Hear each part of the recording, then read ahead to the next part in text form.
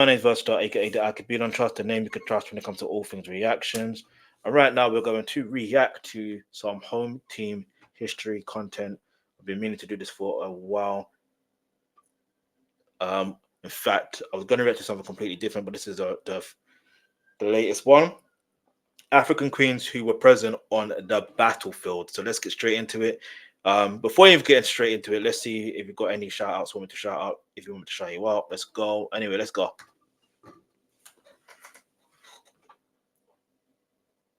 Ever wake up and think, oh no, yeah, me too.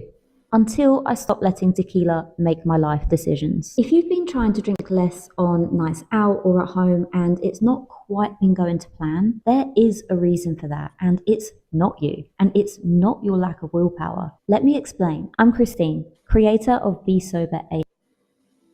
What up, African world? It's HomeTeam here, and welcome back to another video of African history, culture, and worldview. By supporting this channel on Patreon, you're helping in the creation of these videos and contributing to this content. The link to Patreon is in the description box below.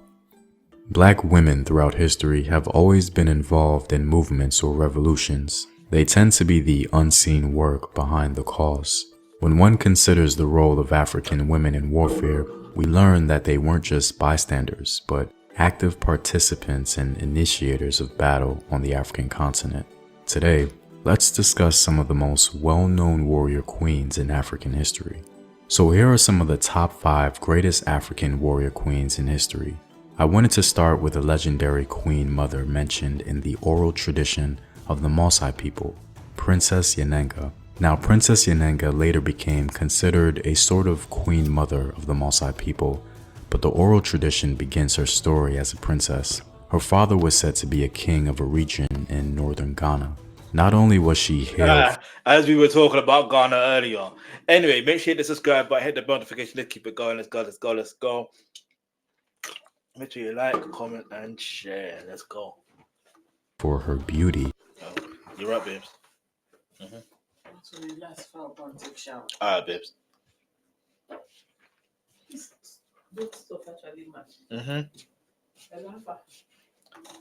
But she was known as an excellent horse rider and a highly skilled warrior, a master of the bow and spear, and among the best in the nation.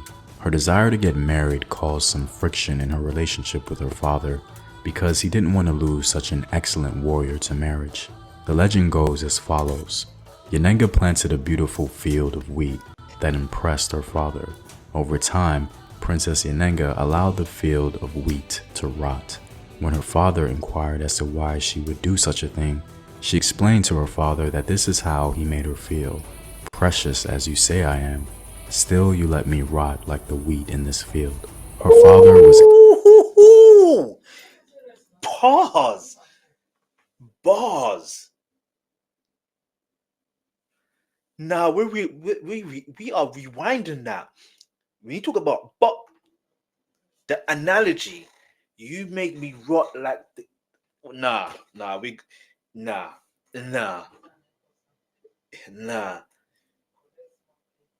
Wait a minute.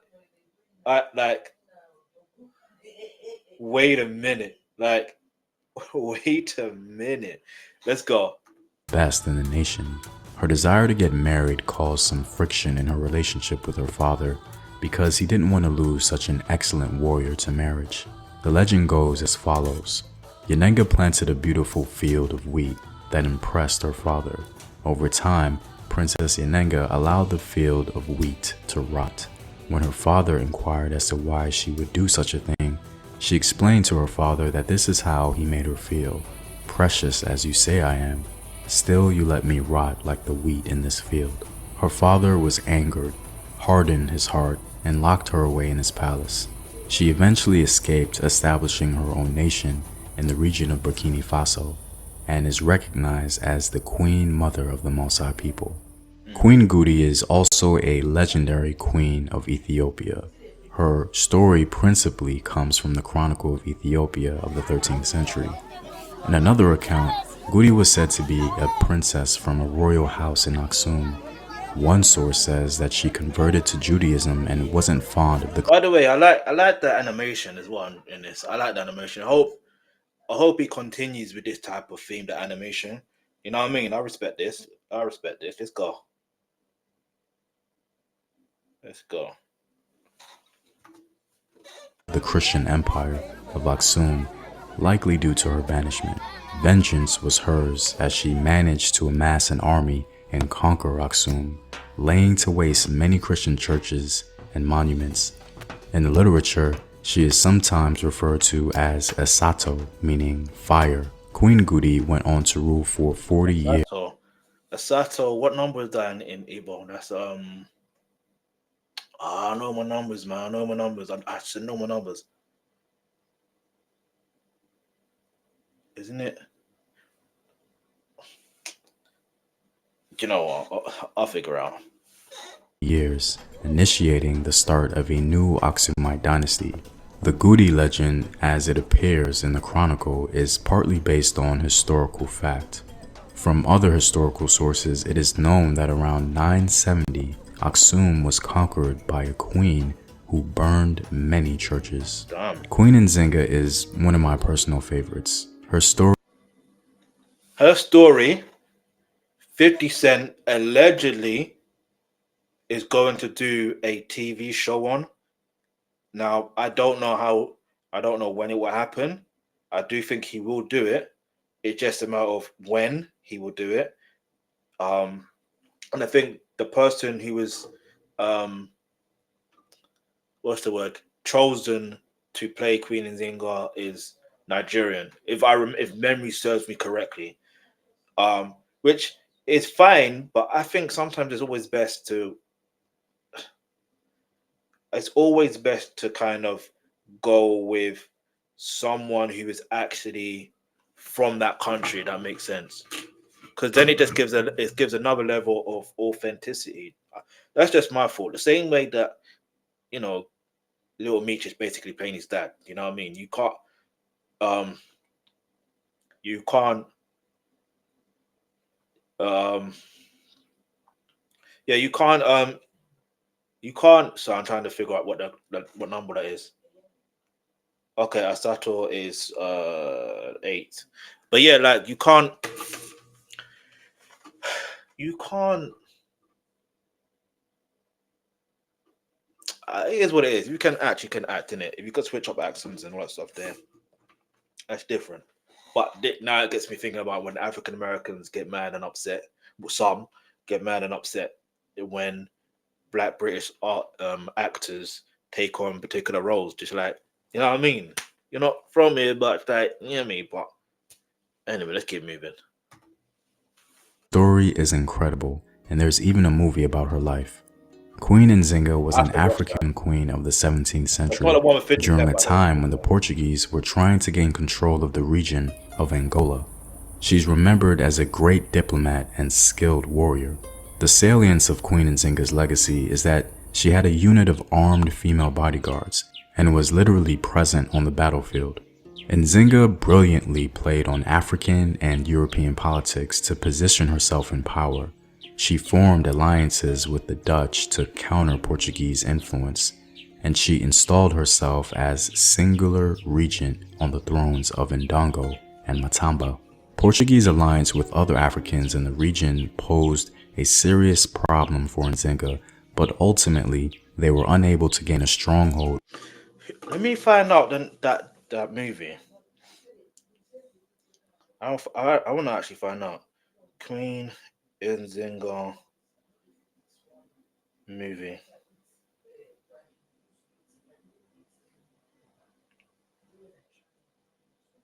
Okay, it's released in Angola on the 8th of November in 2013. Yeah, I'm gonna try and see if I can actually watch that movie and let me know what your thoughts. I'll let you know what my thoughts are. Yeah, Queen Nzinga is an upcoming television series on Stars, executive produced by Curtis 50 Cent Jackson, and okay, yeah, it's a TV series. The question is, when would it be released?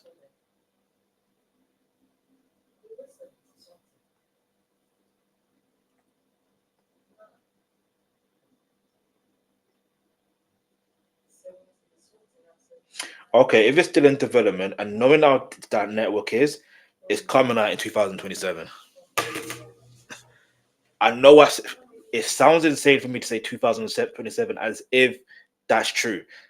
I'm assuming and predicting it's 2027 only because when it comes down to the reality of, from what I experienced with the Power series and BMF and all that stuff there, it's all that stuff there. Do you know what I'm saying? Like that's just my take on it, because I feel like they will prioritize the Power series over other series that 50 Cent wants to produce. Do you know what I mean? They still got the another series as well that they want to partake in as well. But anyway, so at least we know now that really is in the works. It's not fictional, it's actual facts. So shout out to 50 Cent for that, even though, you know what I mean? Let's keep it moving, let's go. Over her sovereignty, how she was able to survive the threats of African and European powers was quite impressive. Queen Amina was a Hausa warrior queen of northwest Nigeria, believed to have existed around the 16th century. Queen Amina was a state builder believed to have established the kingdom of Zaza. She is said to have been a great warrior queen and military strategist who built defensive walls around the city of Zaria. Though many questions arise about her rule and the details therein, there is, however, no doubting her influence and legacy. Sultan Muhammad Bello described her conquest as the most extensive of all the countries of Hausa, reaching the sea in the south and the west, which probably meant the confluence of the Niger and Benue rivers. According to Bello, even Katsina and Kano paid her tribute. But historians of these two emirates insist that there is no documentary evidence of this. Queen Amina is said to have dominated. You see, this is why I try to say, oh, we've got no, like, Africans got no history because it's not documented. If you dig deep enough, you realize there is a piece of evidence out there that suggests there is. Do you know what I mean? Like, there's certain facts there. It's just whether you want to believe it or not. And the thing is, just because it may not be in a particular format that you're used to, and here's the thing, there's a lot of oral tradition that usually goes on. Do you know what I mean? And obviously, if you know about the term or the thing called Chinese whispers, you already know when it comes to Chinese whispers, that's basically oral tradition. You are being told a particular story. Like, I used to play this in primary school, right? As well. So that's how I know. And if there's like a 30 of you in one classroom, or let's just say 25 for the average size when I was in primary school, like, you could go around the class, and by the time it gets to me, you know what I mean? From what I hear, it's going to be completely different, or not necessarily completely different, but it could be some parts of it may be different than what the original person said what it was. So that's why oral tradition is good in one sense, but it's also bad in one sense, because it's like, wait a minute now, you remix the story, right? Do you know what I mean? And it may not necessarily be their fault why they remix the story. It's just like you're hearing it from your own perception. You know what I mean? So that's how it goes sometimes. But anyway, but at the same time, there is like artwork that's been done as or artifacts. There's so many things that you can tell that the history is there. But let's go. Dominated much of Hausa land for 34 years. Queen Amina was perhaps the first significant female conqueror in West African history that frequently participated in military expeditions. The greatest warrior queen of Africa is Queen Amanirenas. The unique thing about Queen Amanirenas is that she comes from a line of Kushite queens who were depicted in reliefs as warriors, evincing their active participation. In fact, she's even mentioned as the one-eyed Candace in the literature because of her active participation in battle. Queen Amanirenas is believed to have been on the throne of Meroe as early as 25 BC. She's famously known for her altercation with the Romans, which ultimately ended in a propitious treaty for the Kushites. The Romans were clear about their expansionist policy. According to scholar Laszlo Torik, in using the term in tutelam receptor, the Romans undoubtedly wanted Meroe to be a vassal. However, Roman failure to take Arabia along with Meroitic resistance encouraged Augustus to reconsider the expansionist policy. Queen Amanirenas opposed the taxes the Romans imposed on the Nubians living in Lower Nubia. This seems to have been the origin of the encounter. When most of the Roman soldiers left to invade Arabia, Meroe attacked Roman Egypt and ostensibly occupied Philae, Syene, and Elephantine, carrying off prisoners and the head of an Augustus statue. Roman response was swift under Petronius. Well, damn. Carrying that. I listen. If that's what happened, that is what happened. You know what I'm saying? I'm taking. Cool. Leading to the Battle of Dacca and the death of the Kushite king Tereticus, leaving Queen Amanirenas as sole ruler. When Queen Amanirenas showed up with her army at Qasr Ibrim, instead of a military showdown, both parties agreed to sign a treaty. Through her resistance and diplomacy, she got the Roman taxes revoked. Her success in protecting Kushite sovereignty and her reputation as a warrior queen cannot be denied. Well, I'm all out, guys. If you like these videos and want to help in its continued production, consider supporting the home team on patreon.com. The link is in the description box below. Know thyself. Remember your ancestors. Peace. I missed the actual proper outro, you know? Yeah.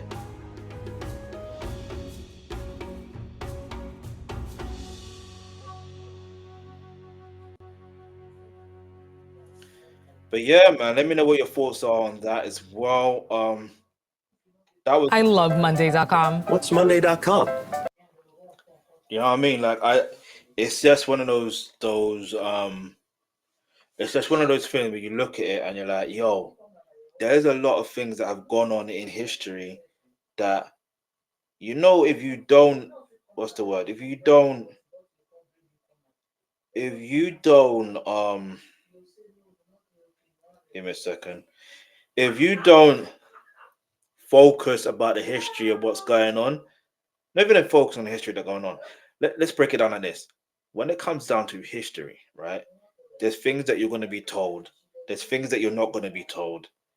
But I feel like the way he broke it down and let us know in terms of these were the ones that were on the actual battlefield. These are the ones that, you know, these are the ones that you have to pay homage to. These are the ones that, you know what I mean? We got to know about these ones. You know what I mean? We need to know. We need to know. But let's keep it moving. Let's see what people say in the comments real quick. Salute to all our warrior queens throughout history. May you continue to inspire our young women. Get me?